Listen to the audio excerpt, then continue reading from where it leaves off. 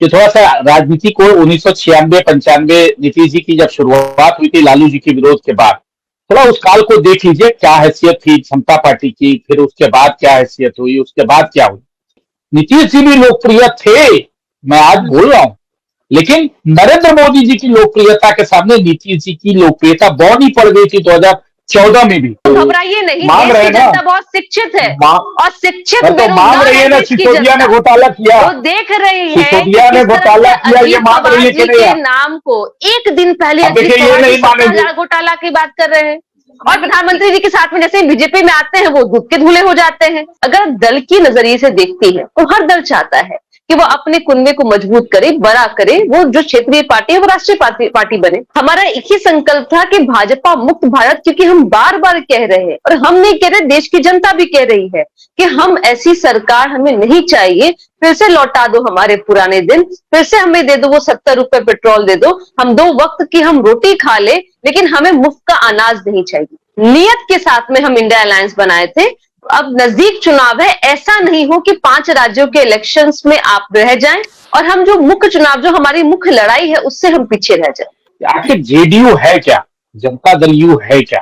कांग्रेस तो यह जान रही है कि नीतीश कुमार जी की क्या हैसियत है बिहार की राजनीति में। नीतीश जी अब वो तीर हो गए जो चुक चुका है बिहार की राजनीति में।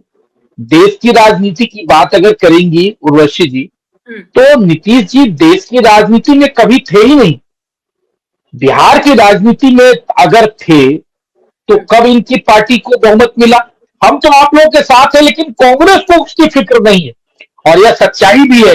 नमस्कार, मैं उर्वशी गौड़ आप सभी के साथ और आप सभी का बहुत हार्दिक स्वागत करती हूँ न्यूज हिंदी के इस कार्यक्रम में, जिसका नाम है बातचीत विद उर्वशी गौड़।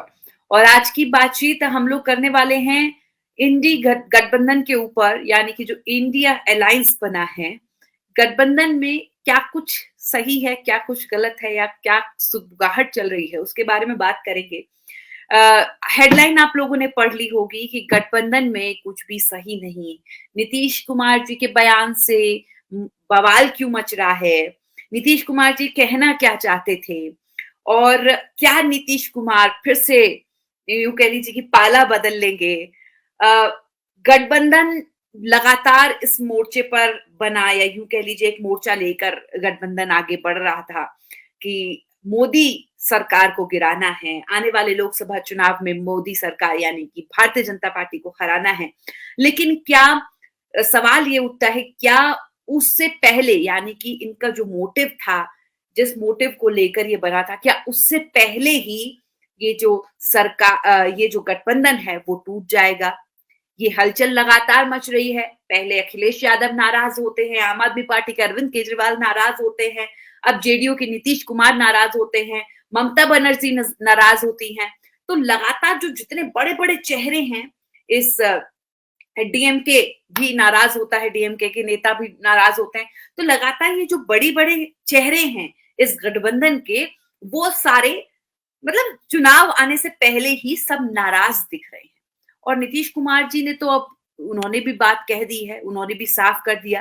रैली के सीपीआई की रैली में बिहार के मुख्यमंत्री जो हैं नीतीश कुमार, उन्होंने गठबंधन पर एक बयान दे दिया। ये कह दिया कि गठबंधन में काम सही से नहीं हो रहा है, कांग्रेस पार्टी 5 राज्यों के चुनाव में व्यस्त हो गई है, वहीं कांग्रेस पार्टी है वो डैमेज कंट्रोल में लग गई है। जमकर निशाना नीतीश कुमार ने रैली में कांग्रेस पार्टी पर साधा। तो इसी पर आज का मुद्दा है, इसी पर चर्चा करेंगे कि ये चीजें क्या हो रही हैं, क्या चल रहा है। एकजुटता जो दिखाई जा रही है वो अब कितने दिन तक एकजुटता रहने वाली है, उसका क्या फर्क पड़ेगा आने वाले चुनावों में, वो तमाम पहलुओं पर हम लोग चर्चा करेंगे। और उन्हीं पहलुओं पर चर्चा करने के लिए मनीष जी हमारे साथ जुड़े हैं भारतीय जनता पार्टी से। बहुत बहुत स्वागत है मनीष जी। अनुप्रिया जी जुड़ी हैं, अनुप्रिया जी है, बहुत बहुत स्वागत है आप दोनों का इस कार्यक्रम में सम्मिलित होने के लिए। सबसे पहले अनुप्रिया जी आपके पास आऊंगी, और सबसे पहले आज क्योंकि नीतीश कुमार जी की बात कर रहे हैं, उन्होंने आज जो बयान दिया है रैली में, तो उस बयान के क्या मायने हैं जो उन्होंने साधा है निशाना कांग्रेस पार्टी पर? सबसे पहले आपके पास आऊंगी। उर्वशी जी, मैं आपकी बातों को सुन रही थी और आपने कल के मुख्यमंत्री जी के रैली में जिस तरह के उन्होंने शब्दों का इस्तेमाल किया और जो बातें उन्होंने कही। देखिए, इंडिया अलायंस जो बना है और देश के सामने जो एक विकल्प मिला है देश की जनता को, एक तरफ वैसी सरकार जो मन की बात कर रही है, जो काम की बात नहीं कर रही है, जिसके पास में ना ही 10 साल में उसके पास में कोई रिपोर्ट कार्ड है कि वो पेश करे जनता के बीच में कि आखिर उन्होंने जितने भी वादे किए वो कितने वादे पूरे किए हैं। चाहे वो युवाओं की रोजगार की बात हो, या महिला सुरक्षा की बात हो, किसान की आय दुगनी की बात हो, या महंगाई की बात हो, हर वो मुद्दे जो 2014 में देश की जनता समझ रही थी कि एक तरफ विकल्प है हमारे पास में वैसी सरकार चुन के आने की कि जो उनके लिए हो, पर निकला क्या कि भाई हमारे पास में ऐसे प्रधानमंत्री जो मन की बात करते हैं और देश के प्रधानमंत्री के रूप में ना दिख कर करके वह भाजपा के प्रधानमंत्री के रूप में दिखते हैं। तो देश के पास में बिल्कुल विकल्प नहीं था, जो विकल्प माननीय मुख्यमंत्री जी के अथक प्रयास से जिस तरह से एक विकल्प निकल के आया है और जिसमें तमाम पार्टी और कांग्रेस भी शामिल है। हमारा एक ही संकल्प था कि भाजपा मुक्त भारत, क्योंकि हम बार बार कह रहे हैं और हम नहीं कह रहे, देश की जनता भी कह रही है कि हम ऐसी सरकार हमें नहीं चाहिए। फिर से लौटा दो हमारे पुराने दिन, फिर से हमें दे दो वो 70 रुपए पेट्रोल दे दो, हम 2 वक्त की हम रोटी खा ले, लेकिन हमें मुफ्त का अनाज नहीं चाहिए। हमारे नेता ने यही कहा कि भाजपा मुक्त भारत की बात की और सारे दलों ने इकट्ठे भी हुए और सभी दल अपने अपने निजी, मैं फिर कहती हूँ कि हर दल का अपनी एक आइडियोलॉजी होती है, हर दल का एक कार्यशैली होता है, लेकिन सभी अपने अपने चीजों को दरकिनारा करते हुए एकजुट हुए, एक मंच पे आए, वो देश हित के लिए नियत के साथ में हम इंडिया अलायंस बनाए थे। अब नजदीक चुनाव है, ऐसा नहीं हो कि 5 राज्यों के इलेक्शंस में आप रह जाएं और हम जो मुख्य चुनाव, जो हमारी मुख्य लड़ाई है, उससे हम पीछे रह जाएं। नहीं, अनुप्रिया जी ने बहुत अच्छी बातें कही अपने पार्टी के हित में, लेकिन सवाल ये उठता है कि थोड़ा सा मैं इस विषय पर जाने के पहले थोड़ा सा पीछे जाना चाहूंगा कि आखिर जेडीयू है क्या, जनता दल यू है क्या, और राष्ट्रीय राजनीति की बात हो रही है। अगर बिहार के चुनाव की बात हुई होती तो समझ में आता है, या हम लोग नाप तोल कर सकते हैं कि ठीक है नीतीश जी की क्या प्रासंगिकता है, नहीं है, लेकिन राष्ट्रीय राजनीति की बात हो रही है। और राष्ट्रीय राजनीति में इतना तो तय है कि आज की तारीख में भारतीय जनता पार्टी के बाद अगर दूसरी कोई पार्टी है जो कह सकती है कि हमारा सारे देश में या सारे राज्यों में हमारे कार्यकर्ता है या कहीं ना कहीं कुछ ना कुछ हमारा प्रतिनिधित्व है, तो वह है कांग्रेस। उसके बाद की जितनी भी पार्टियां हैं उनकी आज क्या स्थिति है कि वामपंथी जो है बंगाल जहां साफ हो गए, एक सीट भी नहीं है, आके बिहार में वो रैली कर रहे हैं, और उस रैली में मुख्यमंत्री जाके नीतीश जी कांग्रेस को आंख दिखा रहे हैं। भाई कांग्रेस आपके आंख को से क्यों डरेगी? कांग्रेस तो यह जान रही है कि नीतीश कुमार जी की क्या हैसियत है बिहार की राजनीति में। नीतीश जी अब वो तीर हो गए जो चुक चुका है बिहार की राजनीति में। देश की राजनीति की बात अगर करेंगी उर्वशी जी, तो नीतीश जी देश की राजनीति में कभी थे ही नहीं। बिहार की राजनीति में अगर थे तो कब इनकी पार्टी को बहुमत मिला? यह धमकी दी जाती है इस प्रकार के कार्यक्रमों में बोलकर राष्ट्रीय जनता दल और उन पार्टियों को, उन कांग्रेस को जो इनको तवज्जो दे, राजनीति में इनके वजूद को समझे, इनके वजन को बढ़ाए रखे, इसके लिए इस प्रकार के बयान दिए जाते हैं। और कल भी नीतीश जी ने जो इस प्रकार के बयान दिए हैं उसके पीछे सिर्फ इतना ही स्पष्ट धमकी है कि भाई आप देखो हम तो आपके साथ है। वामपंथ के मंच पर जाकर उन्होंने कहा कि देखिए हम तो आप लोगों के साथ खड़े हैं, यानी तीसरा मोर्चा, कांग्रेस को अगर हटा देंगे तो वही पुराना तीसरा मोर्चा सामने आ जाएगा। हम तो आप लोगों के साथ है, लेकिन कांग्रेस को उसकी फिक्र नहीं है, और यह सच्चाई भी है। अनुप्रिया जी, जो एक बात मुझे ये मतलब जहन में सवाल आता है कि ये जो गठबंधन तैयार हुआ एकजुटता दिखाने के लिए, और एकजुटता दिखाकर जो भारतीय जनता पार्टी है उसको हराने के लिए लोकसभा चुनाव। अब उसमें 6 महीने का समय बाकी रह गया है। अब ऐसे में जहां अखिलेश यादव नाराज हुए, ममता बनर्जी नाराज हुई, आम आदमी पार्टी के अरविंद केजरीवाल नाराज हुए, हालांकि मोटा मोटा असर ये है कि अरविंद के सपा नाराज हुई और जेडीयू नाराज हुई। अब नीतीश कुमार जी हमेशा अपनी राजनीति में जाने जाते हैं अपने उस चीज के लिए कि जहां उनको पलड़ा भारी लगता है वो तभी उस जगह बाजी पलट लेते हैं, तभी उस पलड़े में चले जाते हैं। उनकी राजनीति हमेशा ऐसी ही रही है। अब ऐसे में ये जो रवैया है नीतीश कुमार का, तो आपको क्या लगता है कि आप उन्हीं की पार्टी से हैं, इसीलिए सवाल आपसे पूछ रही हूँ कि अब जेडीयू क्या करने वाला है? जेडीयू क्या इस गठबंधन में रहने वाला है, या फिर जैसा मनीष जी ने कहा कि एक धमकी है कि भाई समझ जाओ, आप लोग आने वाले चुनावों में आप लोगों को हमारी ही सुननी पड़ेगी? इस पे आप क्या कहेंगी? उर्वशी जी, पहला सवाल जो आपने किया कि वर्तमान राजनीति के परिवेश में कि क्या अलायंस में जो है तकरार है, मैं बता दूं कि जो 5 राज्यों के इलेक्शन हो रहे हैं, जो इंडिया अलायंस का फॉर्मेशन हुआ है वो 2024 के लोकसभा के मद्देनजर रखते हुए किया गया, और हमारी लड़ाई वही है ना कि लोकसभा चुनाव में हम भाजपा मुक्त भारत बनाएंगे। तो 5 राज्यों के इलेक्शंस के बीच में अगर मनमुटाव, देखिए अगर दल की नजरिए से देखती है तो हर दल चाहता है कि वो अपने कुनबे को मजबूत करे, बड़ा करे, वो जो क्षेत्रीय पार्टी है वो राष्ट्रीय पार्टी बने। तो हर पार्टी की महत्वाकांक्षा है, उसको हम दरकिनार नहीं कर सकते और वो फोर्स भी नहीं कर सकते। लेकिन आपने मुख्यमंत्री जी के कार्य के बारे में कहा, तो मुझे याद हुआ है, आपने भी देखा होगा कि 2014 था जब लोकसभा चुनाव में बीजेपी जो है प्रचंड बहुमत के साथ में आती है और सरकार बनाती है, तब उनसे हम अलग थे तब भी। और जब वो प्रचंड बहुमत के साथ में और 56 इंच के सीना वाले प्रधानमंत्री जी जब बन के आते हैं, तब भी हम उनके खिलाफ 2015 में इलेक्शन लड़ते हैं। उस समय भी महागठबंधन थी और हम आरजेडी के साथ में चुनाव लड़ रहे थे। तब उसके पहले हम आरजेडी के साथ में नहीं हुआ करते थे, उसके खिलाफ राजनीतिक हम किया करते, फिर भी हमने हिम्मत की। पलड़ा भारी जरूर था बीजेपी का, तब भी हमने बीजेपी को आंख दिखाया और बीजेपी को परास्त भी किया हमने। तो आप भी मानेंगे कि जब नीतीश कुमार जी को लगता है वो तुरंत अपने नहीं, आप सुन ले 2014 में बता दी ना, तब तो पूरे देश में ना, पूरी दुनिया में डंका बज रही थी कि ऐसी सरकार आ गई है जो जनता की सरकार है, जनहित की बात करेगी, महंगाई दूर करेगी, गरीबी दूर करेगी। तब भी हमने हिम्मत किया और हम उनके साथ नहीं गए क्योंकि उनसे हम दूरी पहले ही बना चुके थे। लेकिन 2017 में बीजेपी के जो नेता, जो अपने तथाकथित इनके जो चाल चरित्र चेहरे जो पूरे देश में है, मध्य प्रदेश में देख लीजिए किस तरह से उन्होंने सरकार हथियाई, या आप महाराष्ट्र में देख लीजिए किस तरह से उन्होंने सरकार बनाई। वहां भी कहा कि साहब ऐसा है कि बिहार में हमारी राजनीतिक, बीजेपी की राजनीतिक जेडीयू के बिना, और मैं तो कहती हूं कि माननीय मुख्यमंत्री जी के बिना नहीं चल सकती है। मैं अनुप्रिया जी को अपनी शुभकामना देते हुए कहूंगा कि थोड़ा सा राजनीति को 1996-95 नीतीश जी की जब शुरुआत हुई थी लालू जी के विरोध के बाद, थोड़ा उस काल को देख लीजिए, क्या हैसियत थी समता पार्टी की, फिर उसके बाद क्या हैसियत हुई, उसके बाद क्या हुई। नीतीश जी भी लोकप्रिय थे, मैं आज बोल रहा हूं, लेकिन नरेंद्र मोदी जी की लोकप्रियता के सामने नीतीश जी की लोकप्रियता बौनी पड़ गई थी 2014 में भी।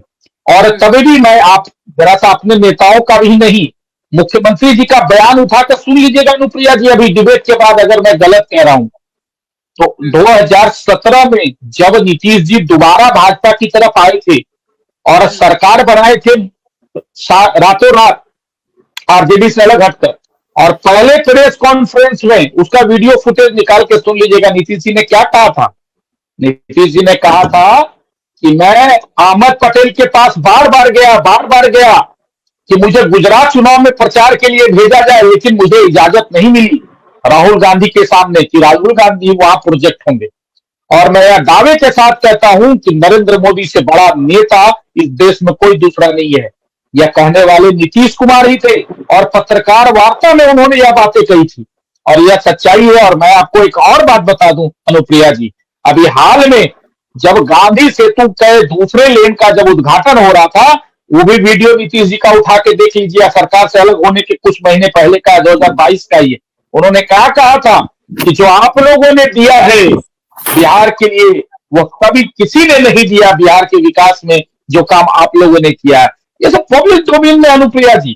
इसलिए मैं यह कहना चाहता हूं कि नीतीश जी स्वयं में कभी सक्षम नहीं रहे बिहार के मुख्यमंत्री बनने के लिए। हाँ, आरजेडी थी, लालू प्रसाद थे, एक समय में था, बीजेपी तो कभी उस स्टेज पर आई ही नहीं। जब से बिहार का बंटवारा हुआ बीजेपी की ताकत दो भागों में बट गई थी। याद होगा जब बिहार और झारखंड एक था तो बीजेपी की सीटें कितनी बड़ी थी, सबसे बड़ी पार्टी हुआ करती थी विपक्ष की बीजेपी, लेकिन बिहार और झारखंड बंटने के बाद बीजेपी की ताकत बट गई थी।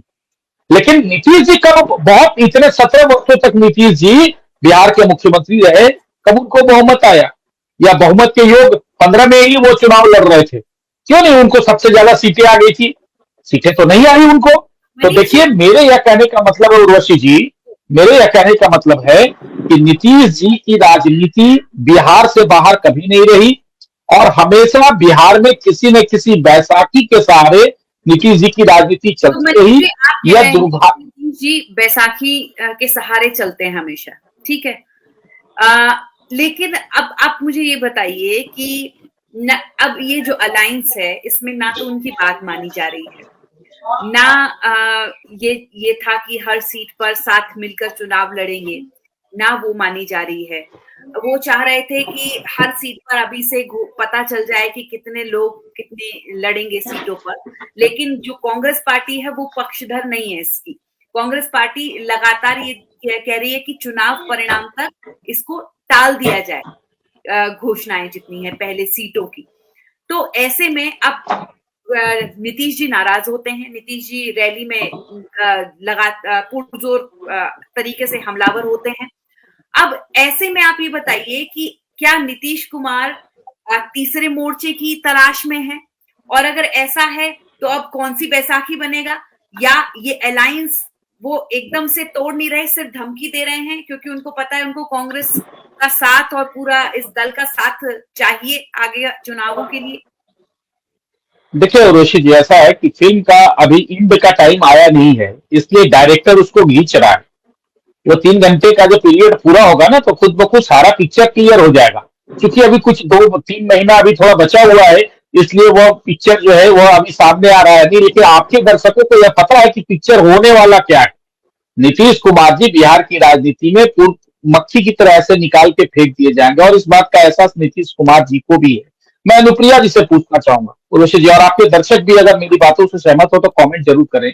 ये कहती है विधानसभा के लिए अलायंस नहीं है, लोकसभा के लिए। अरे भाई, 4 महीना पहले जिस राज्य में जो कार्यकर्ता एक दूसरे के साथ मतलब मरने और मारने के लिए मैदान में राजनीतिक रूप से तैयार रहेंगे, आप कैसे कल्पना करती है कि 4 महीने के बाद वही कार्यकर्ता लोकसभा के चुनाव में गलबहियां करके और एक दूसरे को जिताने की बात करेंगे? यह कैसे सोच कैसे लिया जाता है? यह कुतर्क देने के पहले कम से कम इतना तो जरूर सोचना चाहिए कि क्या यह संभव होता है क्या? बिहार में ही हम लोगों ने देखा कि जब अब दो पार्टियां, दो विचारधारा, विपरीत विचारधारा की पार्टियां, नेता तो एक हो जाते हैं, लेकिन मतदाता और कार्यकर्ता क्या दिल से एक हो पाते हैं? नहीं हो पाते हैं। तो इसीलिए आप 4 महीना पहले एक दूसरे के खिलाफ लड़ेंगे और 4 महीना के बाद कहेंगे कि हम लोग एक एक है, साथ साथ है। यह व्यवहारिक पक्ष नहीं है। अनुप्रिया जी, मनीष जी कह रहे हैं यानी कि ये जो पूरा अलायंस है आपका, जो गठबंधन है, वो बिल्कुल बेकार है। देखिए मनीष जी, जिनके दिल्ली से लेकर बिहार और पूरे जितने भी भाजपा के नेता हैं, जिनका दिन का चैन और रात की नींद उड़ी है, और माननीय मुख्यमंत्री जी के बारे में जो बार टिक्का टिप्पणी कर रहे हैं, उन्हीं के प्रयास से इनकी पूरी बौखलाहट इनको शुरू हो गई है। तो आपको मैं याद दिला दूं कि आपको पिछले रक्षाबंधन में देश के प्रधानमंत्री मोदी जी को उनकी बहनें याद आई थी, जिन्होंने 200 रुपए गैस सिलेंडर का दाम कम कर दिया। और उन बहनों को जो 9 साल लूट रहे थे, तब बहनें याद नहीं आ रही थी। 2 ही बैठक हुई थी इंडिया अलायंस की, और 200 रुपए का दाम आपने घटा दिया। तो देखते जाइए, इंडिया अलायंस इस कदर इनके लिए परेशानी हो गई है कि अब इंडिया अलायंस के बीच में क्या हो रहा है, कौन दल कहां लड़ रहा है, उनके कार्यकर्ता क्या करेंगे, सारी चिंता उनको इंडिया अलायंस के अंदर हो गई है। क्योंकि इनको पता है कि अब कुछ तो हमने काम किया नहीं है, कहने को कुछ हमारे पास में नहीं है, हमारी कथनी और करनी में बहुत अंतर है। तो अब इनको लगा है कि इंडिया अलायंस के बीच में हम जितने भी मिर्च मसाला डाल ले, लेकिन देश की जनता और डेडिकेशन जो इंडिया अलायंस के नेताओं के अंदर में है, मैं फिर कहती हूँ कि जिस तरह का फरेब, जिस तरह की जुमलेबाजी, जिस तरह का झूठापन देश की जनता के साथ में हुआ है, नहीं आप देखिए ना सीट शेयरिंग पर बात हुई, ना साझा रैली पर बात हुई, ना उसकी बिसात बिछी। दरार आपस में दिख रही है। अरविंद केजरीवाल हो, ममता बनर्जी हो, आपके अखिलेश यादव हो, चाहे जेडीयू के नेता हो, दरार तो दिख रही है, तो डेडिकेशन कहाँ है?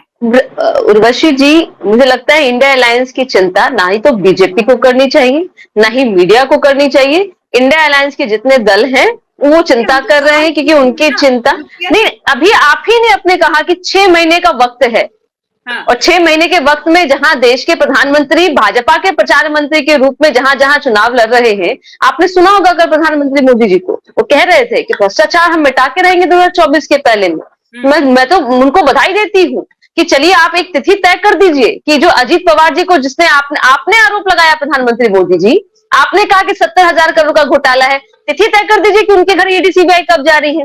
मध्य प्रदेश में जिस मुख्यमंत्री के चेहरे के साथ में आप चुनाव लड़ रहे हैं, वैसे तो आप मुख्यमंत्री दिखाते ही नहीं, क्योंकि आपके लिए बस एक ही चेहरा वो प्रधानमंत्री, जो कर्नाटक की जनता ने वहां कहा कि नहीं भाई हमें ऐसे प्रधानमंत्री और ऐसी सरकार नहीं चाहिए। तो जो करप्शन, व्यापम घोटाला, इतना बड़ा घोटाला जो देश की जनता ने देखा, बताइए उनको आप सलाखों के पीछे कब कर रहे हैं? तो साहेब, आपको देश की जनता ने जान लिया है कि झूठे वादे के साथ में आप जिस तरह से कहते हैं, इंडिया अलायंस की चिंता बिल्कुल ना करें। बीच में कमलनाथ की सरकार बनी थी ना, क्यों नहीं अंदर कर दी? नहीं, आप एक बिल्कुल करेंगे। कमलनाथ की सरकार बनी थी ना व्यापम के पहले। बीजेपी के वॉशिंग पाउडर से या वॉशिंग मशीन से देश वाकिफ होते जा रहा है कि भाई जिस तरह से छत्तीसगढ़ में 5 साल से कांग्रेस की सरकार है, रमन सिंह 15 वर्षों से मुख्यमंत्री थे। अगर घोटाला हुआ था तो क्यों नहीं वहां की सरकार, क्यों नहीं उनकी सरकार उनको जेल में डाल देती है? अरे भाई 15 वर्षों तक रमन सिंह जी छत्तीसगढ़ में मुख्यमंत्री थे। अगर घोटाला हुआ तो कांग्रेस की सरकार पिछले 5 वर्षों से है, क्यों नहीं रमन सिंह को जेल में भेज देती है? ए टू जेड इनके जितने भी बीजेपी के 10 साल में बता दूं हमको। कमलनाथ 1 साल रहे ना मध्य प्रदेश के मुख्यमंत्री। अगर व्यापम में कुछ लीकेज था क्यों नहीं डाल दिए थे? आप क्यों नहीं सरकार में है ना, चौहान को डाल दिए थे जेल में आपके नेताओं के साथ में? आपके पास कोई प्रूफ है क्या? आप देखिए ना किस तरह से आप कर रहे हैं।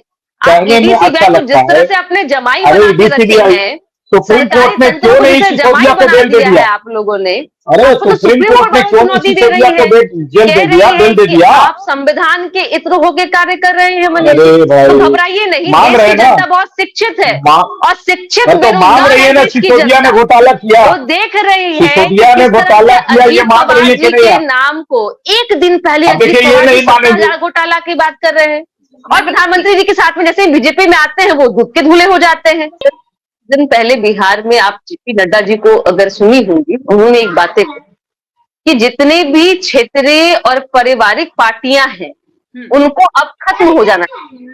मैं फिर कह रही हूँ, ये जनता ने इसका मतलब यही निकाला कि इनके पार्टी, जो पार्टी चाचा भतीजा की पार्टी, जो एक पार्टी को चाचा भतीजा की पार्टी बीजेपी ने बना दी, उसको सीधे तौर पे जेपी नड्डा जी ने यहाँ धमकी देकर के गए पूरे देश में जितने भी अलायंस, इंडिया के अलायंस के साथ, चाहे वहां अनुप्रिया पटेल की जो पार्टी है उत्तर प्रदेश में, उनकी मैं बात कर लूं, या यहाँ पे रामविलास पासवान के जो सुपुत्र हैं चिराग पासवान जी, उनकी पार्टी, या उनके बड़े भाई की जो पार्टी है, उसको उन्होंने कहा कि देख लो ऐसा है भैया कि डर जाओ, 40 की 40 सीट पे हम अकेले चुनाव लड़ेंगे, तुम्हारे लिए कोई जगह नहीं है। तो डराने का काम तो बीजेपी का है, ये चाहे तो ईडी सीबीआई का इस्तेमाल करे। मतलब नीतीश कुमार जी ने नहीं डराया। मनीष जी आप क्या कहेंगे, नीतीश कुमार जी नहीं डरा रहे?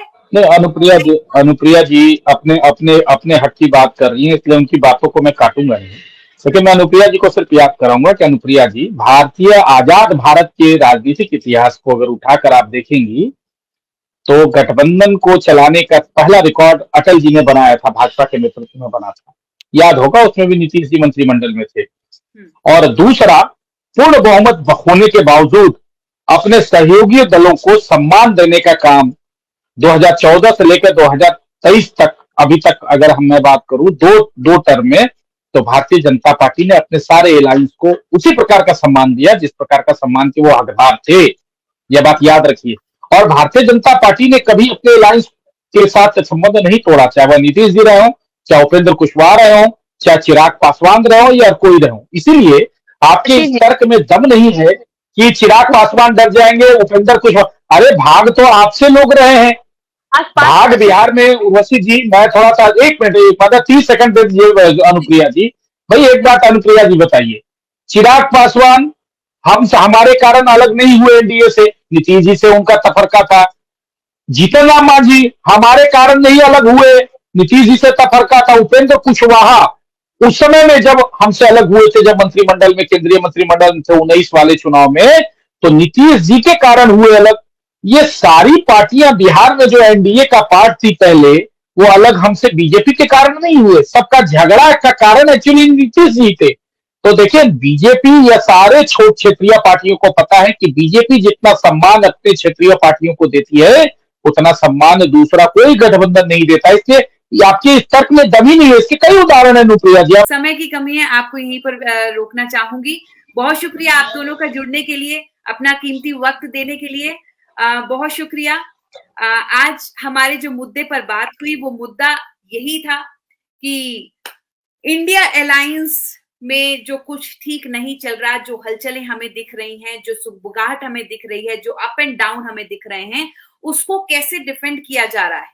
या अब आज आपने अनुप्रिया जी को सुना, जेडीयू से आई, उन्होंने कहा कि नहीं, कुछ भी नहीं है, ये भी एक राजनीति है और ये प्रॉपर जो भी कुछ होता है ये आप लोग जानते हैं। मैं अपने शो में भी हमेशा जब अकेले लाइव आती थी तो यही कहती थी, जो कुछ भी होता है सब राजनीति के को सोचकर होता है, राजनीति के लिए होता है। आज अगर हमें प्लेटफॉर्म पर, नेशनल प्लेटफॉर्म पर अगर ये सुगबुगाहट या ये हलचल या ये लड़ाई, ये तनाव दिख रहा है, लेकिन कभी एक्सेप्ट नहीं किया जाएगा। क्यों?